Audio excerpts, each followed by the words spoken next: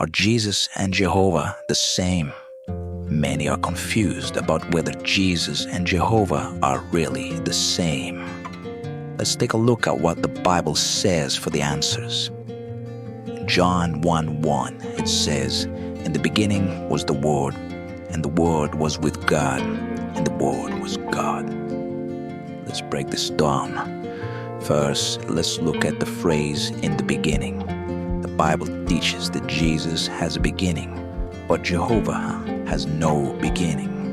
Now, let's check out what Proverbs 8:22-23 says about Jesus. "The Lord created me at the beginning of his work, the first of his acts of old. Ages ago I was set up at the first, before the beginning of the earth." These verses explain that Jesus had a beginning. He was the first creation of Jehovah.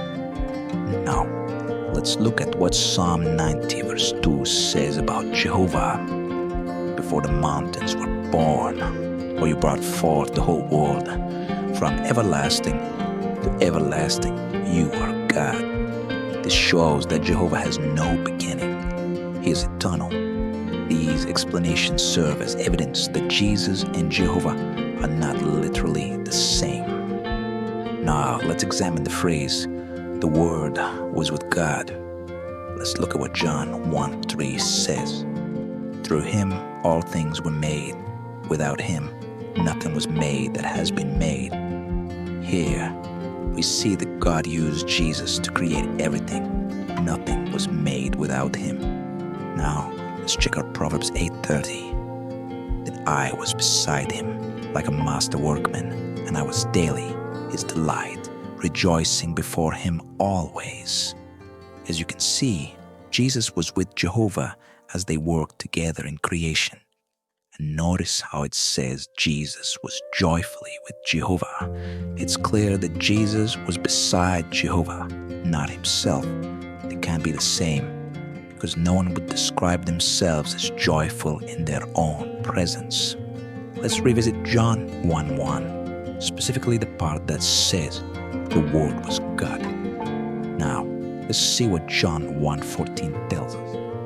"The Word became flesh and made his dwelling among us.